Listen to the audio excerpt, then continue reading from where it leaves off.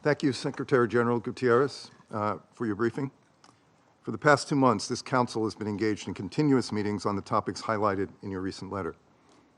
In parallel, and even as we have supported the right of another member state to defend its people against heinous atrocities and acts of terrorism, the United States, at the highest levels, has undertaken intensive diplomacy to save lives and lay a foundation for a durable peace.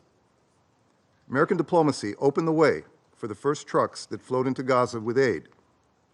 In partnership with Qatar and Egypt, it helped reunite more than 100 hostages with their loved ones and dramatically expanded aid to civilians in Gaza during a 7-day-long humanitarian pause.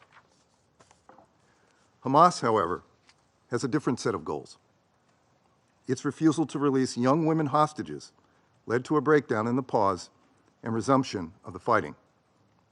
This Council's failure to condemn Hamas's October 7 terrorist attacks, including its acts of sexual violence and other unthinkable evils, is a serious moral failure. And it underscores the fundamental disconnect between the discussions that we have been having in this chamber and the realities on the ground. An undeniable part of that reality is that if Israel unilaterally laid down its weapons today, as some member states have called for, Hamas would continue to hold hostages, women and children, elderly men, many of whom, according to survivor accounts, are being subjected to cruel and inhumane treatment. And as of today, Hamas continues to pose a threat to Israel and remain in charge of Gaza. That is not a threat that any one of our governments would allow to continue to remain on our own borders, not after the worst attack on our people in several decades. For that reason, while the United States strongly supports a durable peace in which both Israelis and Palestinians can live in peace and security, we do not support calls for an immediate ceasefire. This would only plant the seeds for the next war, because Hamas has no desire to see a durable peace, to see a two-state solution. Colleagues, I am pained by the suffering that we have witnessed over the last 2 months. Even when we as governments are compelled to take up arms and protect our people from the most heinous acts of terrorism and violence, war is tragic. It is tragic for the families of the hostages who await word on the fate of their loved ones. We are doing everything possible to free the remaining hostages and reiterate our expectation that the ICRC be permitted to access and provide medical treatment to the hostages held by Hamas and other extremist groups. The war is equally tragic for civilians in Gaza. The scale of civilian suffering is devastating and heartbreaking. Hamas intentionally embeds itself within civilian areas. But that does not in any way change the fact that how Israel defends itself matters. We have been unequivocal. Israel must respect international humanitarian law and conduct its operations in a way that minimizes civilian harm. To back up these words and help protect civilians, we have supported establishing a more effective humanitarian deconfliction mechanism with the UN, and we are monitoring its implementation. This is a moral imperative and strategic imperative. You can only win in urban warfare by protecting civilians. In every conversation, we also have underscored that Israel must avoid further mass displacement of civilians in the south of Gaza, many of whom previously fled violence. Civilians must be provided adequate time and opportunity to move, including through corridors that allow people to move safely from defined areas of hostilities. Israel must further ensure sufficient humanitarian support exists for displaced individuals. Finally, civilians displaced in Gaza must have an opportunity to return home as soon as conditions permit. There must be no enduring internal displacement or reduction in Gaza's territory. Under no circumstances would the United States support the forced relocation of Palestinians from Gaza or the West Bank. Although the extended humanitarian pause has ended, again, by Hamas's choice, we have been clear that humanitarian aid must not only continue, it must be expanded. We welcome the Israeli government's decision to open Kerem Shalom for inspections and screening of humanitarian goods. We will continue to be in touch with Israel to ensure this happens and on the timeline committed. We also welcome the Israeli government's decision to ensure the provision of fuel that meets requisite needs to sustain the humanitarian assistance operation, including vital civilian infrastructure.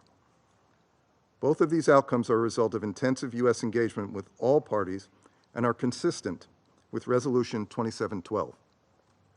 They lay the foundation to expand sustained, desperately needed humanitarian aid. Of course, humanitarian aid cannot be delivered if humanitarian workers are not protected, and all parties have an obligation to protect UN and humanitarian personnel. We offer our deepest condolences to all the families, friends, and colleagues of UNRWA staff who lost their lives since October 7. Attacks against UN shelters and facilities are unacceptable. We have also continued to press that work journalists do in conflict settings is vital, and they too must be protected. Israel must avoid damage to civilian infrastructure like hospitals, power stations, water facilities, and telecommunications infrastructure. Regarding the regional dimensions of this conflict, we are concerned by the renewed violence along the Blue Line. Restoring calm there is of utmost importance, as is fully implementing Security Council Resolution 1701. Moreover, we condemn the recent attacks by Houthis against 3 separate commercial vessels operating in international waters on the southern Red Sea.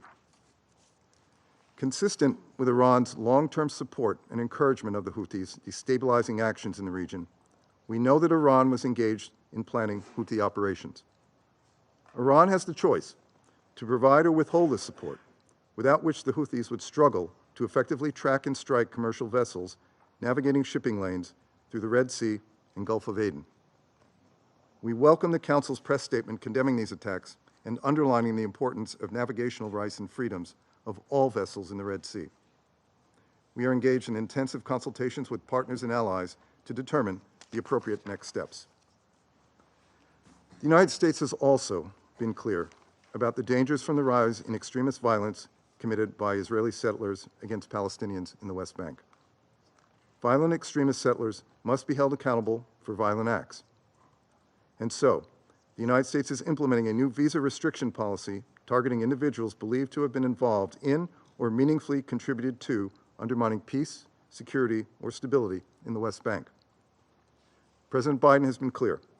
The Palestinian people deserve a state of their own and a future free from Hamas. And a two-state solution is the only way to guarantee the long-term security of both the Israeli and the Palestinian people. Members of this Council advocating for resolutions have an obligation to explain how their proposals will break the cycle of unceasing violence and support the steps we all agree are necessary to lay the foundation for a more peaceful and secure future so that history does not keep repeating itself. Our goal should not simply be to stop the war for today. It should be to end the war forever, break the cycle of unceasing violence, and build something stronger in Gaza and across the Middle East so that history does not keep repeating itself. As has been the case since day one of this crisis, the United States will continue to use all its influence to encourage the reunification of hostages with their loved ones and the further expansion of aid to Palestinian civilians in Gaza who have suffered tremendous losses. We will continue pressing for the protection of civilians as Israel pursues legitimate military objectives. And we will not give up on a future where Hamas does not control Gaza, which is untenable for Israel's and the region's security and the well-being of the Palestinian people. Thank you, Mr. President.